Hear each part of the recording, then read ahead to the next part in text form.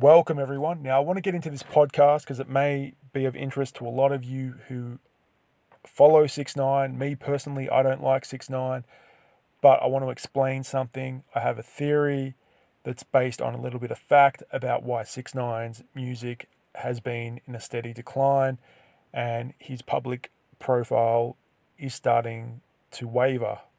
Now, there is one powerful person in the music industry that some of you may know who I'm talking about, I'm going to mention shortly, who may be behind the public demise of 6ix9ine Tekashi, a very powerful and influential music executive who has been around a very long time. Now, before I mention his name, I'm going to mention this. Now, as most of you do know, that when 6ix9ine got out of prison and he was on probation, he released his album Tattletales, and it was very underwhelming. It was not what 6ix9ine expected.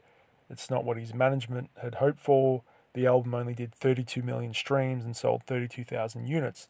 Now, in that same week, Big Sean's Detroit 2 album dropped, and that did 88 million streams. So, Tattletales, there was a lot of hype around the album, a lot of talk that it was going to top the charts, and it was underwhelming, and it didn't do as well as what a lot of people were saying it was going to do.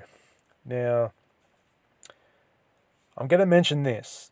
The person who I think who is behind the demise of 6ix9ine is none other than a very respected person in the music industry known as Jay Prince.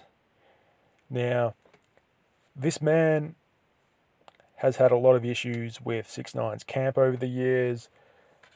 There has been a big rivalry between Rap-A-Lot and the Nine Trey Bloods.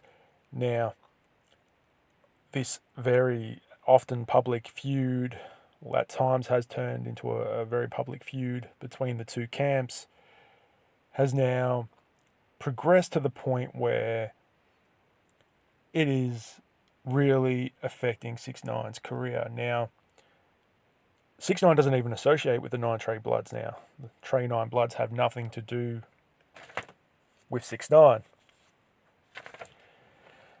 But their legacy is still affecting 6ix9ine. And the legacy being that 6ix9ine now has a suffering music career because Jay Prince, I believe, in my opinion, has gone to some lengths to make sure that certain aspects of 6ix9ine's music is suppressed. And I think that Jay Prince has every right to do this if he is doing this. It's just my opinion based on a little bit of fact.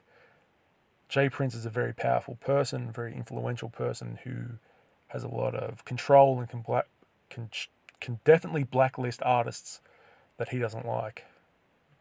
Now, as you know, that the Trey Nine Bloods actually, in 2018, they rolled up onto what's alleged was what the Trey Nine Bloods thought were two associates of Rap-A-Lot Records, and those individuals were robbed at gunpoint in a Manhattan office, and 6ix9ine was present when this happened. Now, 6ix9ine now has a civil lawsuit brought up against him by these two individuals who are using the RICO Act that was brought up against the Trey Nine Bloods and 6ix9ine, because there is a civil component of that RICO Act that is now being used in a civil litigation case against 6ix9ine. So it appears that, the legacy of 6ix9ine's choices, his choices to associate with the Trey Nine Bloods, now haunts 6ix9ine and is now ultimately the cause of his music demise. And he is slowly fading out of the music scene.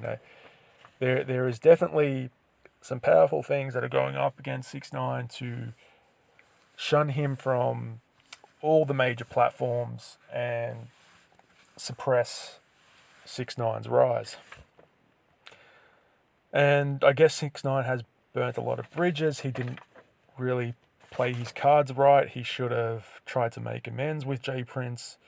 J Prince is a very respected man in the music industry. Now, it's just my opinion that this may be the cause of 6ix9ine's fade to black. I want to know what you guys think. Comment on this podcast. Let me know what you think. I'm just giving you my opinion. I want you to comment on this podcast. That's a definite. I want you to subscribe to my channel. I want you to like this video. Make sure you subscribe to this YouTube channel, please. I put a lot of work into these podcasts. I want to grow these news stories. Let me know what you think. Do you think that there is any correlation between the animosity between J Prince and 6ix9ine that now affects 6ix9ine to this day?